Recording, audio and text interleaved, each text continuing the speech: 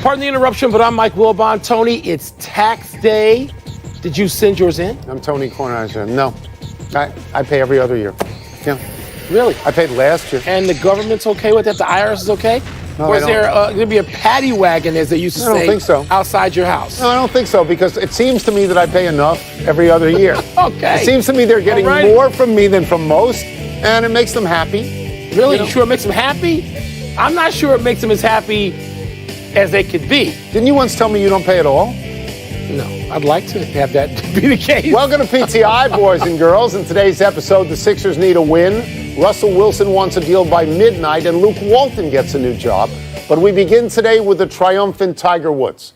After 11 years without a major and 14 years without a win at Augusta, Tiger inspired the roars just like in the old days. His tee shot on 16 was as brilliant as any shot he ever made.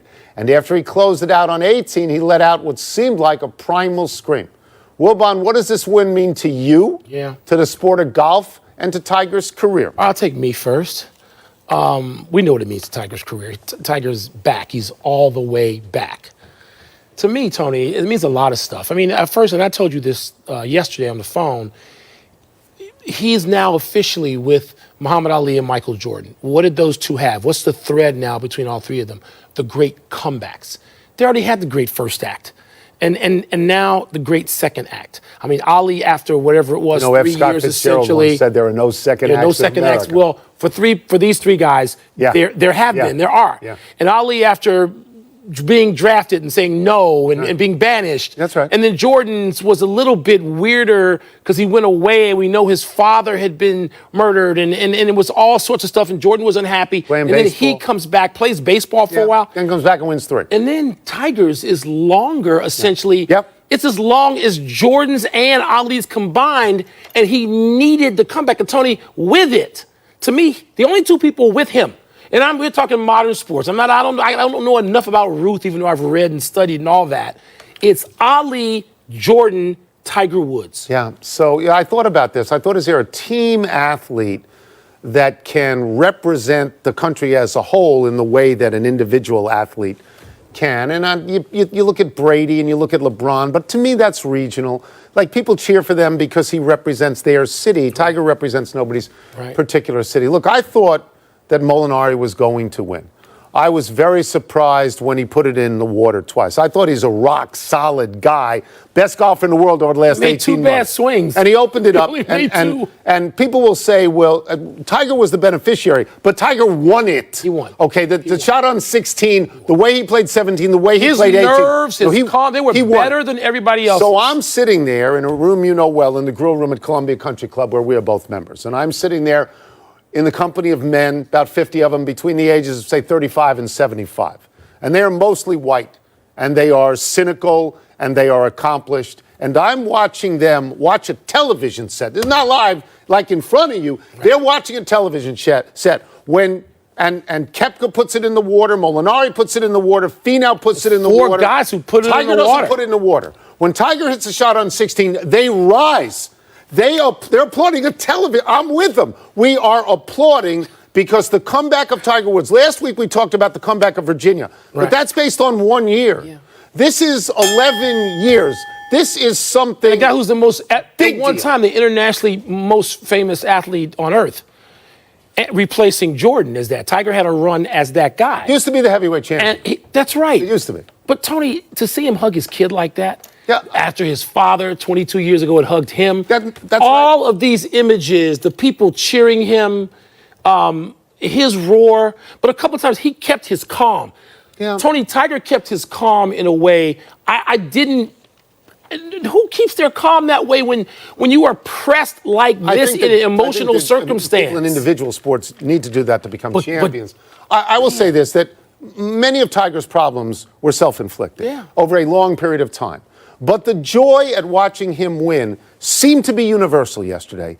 People were very, very happy. Started in Atlanta. Very happy. Yeah, how about the symmetry of that? It started in Georgia with that sea of people following him at East Lake, and to see this again at Augusta. Big deal. You know?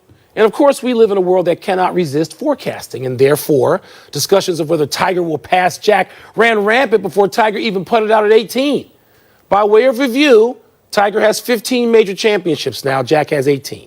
And speaking via the telly from some bone fishing trip in the Bahamas, do you understand that? I do not. Even Jack said, quote, the next two majors are at Bethpage, where he has won, and Pebble Beach, where he has won. So you know he's got me shaking in my boots, close quote. Tony, let's look ahead now. Will Tiger be Tiger again? Will Tiger win another major this year? Will Tiger catch Jack? So I tend to be skeptical because Tiger is 43. Jack won the Masters at 46, but in the last 50 years, other than that, only two people, only Hale Irwin and Lee Trevino above the age of 43, have won majors. The opportunity is presented to him this year with Pebble Beach and with the PGA at Bethpage Black. It's not the same as the Masters because there's a lot of rough. You got to be very accurate all the time. But I think it's sort of out there for him, and I think that he and Phil Mickelson in California and New York will get cheered like nobody gets cheered. I mean, they will be the crowd favorite all the time. I will tell you this. I think I'd like to see him get to 18. I think I don't know that I'd like to see him get to 19. I think that if he and Jack are on the same step, I think there's poetry to that. I'm okay with that. I want to take the one about Tiger being Tiger again. And I'm coming off a news episode where Magic Johnson talked about the joy in just being Magic again. He understood what this felt like to be this person who he was a long time before he went to an office. And Tiger, to me, Tony, I'm going to go back to the Ali analogy. Ali, his second part of the athletic career, it wasn't as great and as dominant as the first part. But he beat George Foreman. And when he knocked out George Foreman, it was okay. Took a lot of punishment he didn't have to be the guy who beat Liston. That's right. He was the guy who beat Foreman. So Tiger now has all these young guns out there. Yes. And my God, the leaderboard was full of them yesterday. Guys who have won major championships. One major. And I don't think Tiger can dominate all those guys, but he doesn't need to. If he wins one more major, I don't care if he gets to Jack. If he gets another one, and maybe it's the summer, I don't know about winning this summer. I don't know. There's a lot of stuff that has to happen. If Brooks Koepka had made the eagle putt yesterday, if he now makes the eagle putt, if Molinari doesn't rinse it twice, there's so many things that have to happen this summer. I think he's got like a 3 to 5 year opportunity to win some majors. But let's list some people for a second. Let's list all these people, the young players. They've all won majors except Fowler, McIlroy, Dustin Johnson, Koepka, Spieth, Justin Thomas, Molinari, maybe Justin Rose. I don't know that he's young. They're not afraid of Tiger. They've heard the roars. It backed Koepka off the tee. They might become afraid. I don't. They saw something yesterday they'd never experienced. I think they root for him. They do. And they like him, but I don't think they're afraid. They're longer. They're really good. I agree with you that he can't be the dominant Tiger. You know what every one of those guys found out yesterday?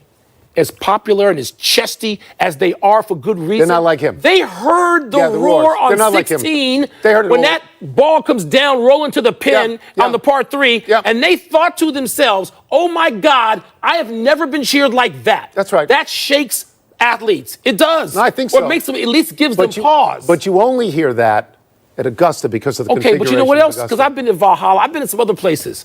The roars for them ain't like the roars for Tiger. And now they've experienced. They're not 8 years old. It's not their daddies and their grandfathers telling them. They had it yesterday. They were out there. Yes and no, because they hit it longer. They look at the guy and they hit it longer, and he was the longest guy. Who had fewer strokes at the end of 4 No, he did, because he won the tournament. Even though Tiger Woods dominated the weekend, there were other sports played. The NBA playoffs began, and one of the biggest surprises was that the 76ers lost at home to Brooklyn. Now Philadelphia's best player, Joel Embiid, is questionable for Game 2. Well, Bon, was Game 1 an aberration, or is there real cause for concern on Broad Street? Oh, there's real cause for concern. I'm not ready to yet predict that Brooklyn will win that series. I'm a little more like Jimmy Butler saying they won a game. We got to get better. We're going to go to practice tomorrow. We're going to watch film tomorrow, and we're going to get better. And Jimmy Butler can say that with a lot of confidence because Jimmy Butler played Saturday, and the rest of them didn't on his team. What were they doing? And so I think that Brooklyn plays hard. They play with a certain intensity about them, Tony. And they got some young players who are now not afraid either. I think Philadelphia, I would still make a slight favorite. But this is a series.